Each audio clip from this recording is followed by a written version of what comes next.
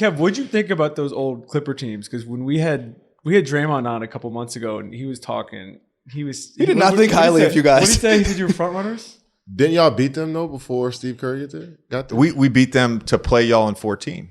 It was a 7-game series, and that was in the middle of the Donald Sterling thing. Yep. Mm-hmm. So that happened right after we had won Game 3, and we were still in San Fran. But that series, so we play y'all in the second round in 2014. That series was very competitive, 2-2. We're in OKC for Game 5.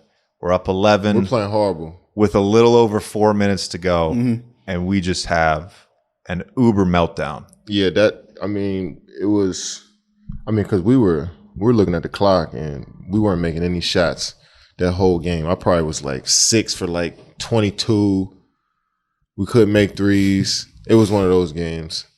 But we got like a steal here, fast break layup. We just scored quick, and then CP had a turnover. It's probably the play that the series is most known for is that CP turnover in the backcourt. Well, right before that, I think that was when you hit the 3 off the inbounds. I had hit a 3 over, on the right wing. Wild ass 3 too, right? Yeah. Yes, but it was quick too. Yeah. And we were at the point, it was similar. Honestly, I fucking hate saying this, but it was similar to like a college team trying to run the clock out. That's how we handled those last 4 minutes of the game. Yeah. So all we're thinking about is like, let's run the clock out. Let's run the clock out. And they take the ball out of bounds, and Kevin hits a 3 off the inbounds over. I can't remember who hit it over, but it was Baby. It was Big Baby and Matt Barnes. They were both trailing. I was damn near open. I'm like, damn, that's a good look right here. That cut it fast. And then CP tries to get a 3-point shot just behind half court because Russ went to go foul him, which was a ridiculous decision. Yeah, all he had to do was just dribble one more time, and he was going to foul him. Mm-hmm.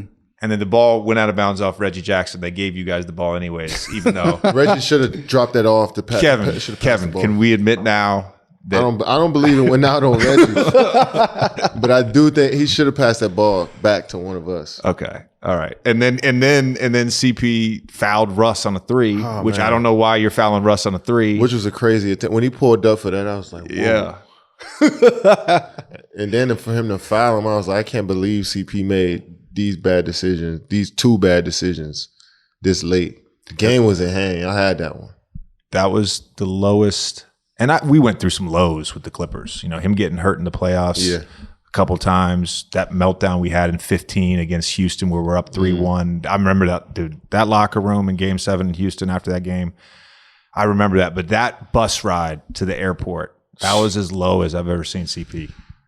That game just was fucking demoralizing. But you don't remember we had y'all up 2 in Game 4, was it? We supposed to be up 3-1 coming back to OKC. We up 20 points in like the fourth quarter. No, 16, 17 points in the fourth quarter. Darren Collison. He had a quarter. Won the game. That plane ride back was that was probably the lowest point I had with the Thunder. Yeah. Man, because we had the series. Like they had beat us Game 1 at home. So we had to go on the road, and we went 2 on the road. Like, shit, that's our series. Mm-hmm. Now it's 2-2 coming back home. They got some momentum. And then they came out hot. I mean, it was just, it just turned so fast. A series can turn so fast, and then shit, Game 5 happened. Do you think that was your first experience with just like the high-low swings of the playoffs? Yeah, because we were expected to do big things that year. I felt like the years before, 2011, 12, 13, we wasn't expected to like go to the finals. You know what I'm saying? So now we at a level now where the expectation for us in the locker room and people around OKC is for us to win a championship. So for us to lose in the second round like that, being up 20, that was real ebb and flow of a series. I really felt that for the first time. And against the Clippers, it was just like, I hated the fucking Clippers. You know what I'm saying? Everybody did. That was just... You guys did something to the league. Hate us. Yes, right. I think honestly it was because of what Draymond said. He was right. We were front runners. When things were going well, it was. We were very loud about it. Was hard when things to were going well. It was hard because y'all would kick our ass like 2000 when y'all first got together. 2012. I think CP went 2012. Yeah, because he was there 2 years before I got there. So he went right after the lockout. 2012. That was Randy Foy. Yeah. And then the next year. those were the Vinny years, and then Doc and I came the same summer in 13. Yeah, The Vinny years, when they first got together, I mean, they were playing so fast, and they beat us by 20 points every game in the regular season, and you heard it. I seen Blake. I want to say his rookie year. Well, I guess is it technically his rookie year? He missed his first year, but whatever it was, the first year he really hit the scene.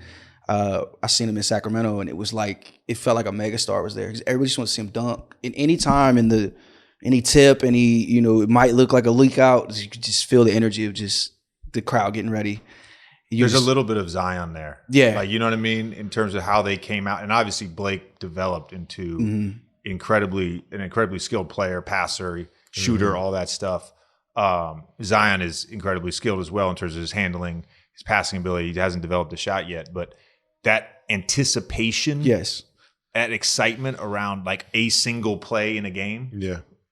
Those dunks that Blake had early in his career, they're like seared in every basketball fan's memory. It's ridiculous. And it came to a point where even when he got into a pick and roll, you can see people start to like. Yeah. Because you knew CP, they might double and CP drop it off. Once he get to the launching pad, it was like people were expecting that at a certain point. Do you think Blake would have been better as a 5? Ooh, probably. I just don't know, like, defensively, when it came down to it, if that's gonna win you games in the playoffs. And I'm not saying Blake early in his career was bad defensively. I just don't know. And the league was different back then too. I just don't know if as a 5 it would have worked. But my thing with that Clippers team was like, had we just been a step ahead of the rest of the NBA in terms of playing small, and maybe it wouldn't have worked like with Blake and DJ being the 4 and the 5. But if we had figured out a way to like play 3 and D guys, and by the way, I could play a little bit of defense early in my career, bro. I'm just saying, but around CP and a Blake pick and roll with shooters, around CP and DJ pick and roll with shooters, I think we, even though we had great offenses, but I think it would have been even better in the playoffs.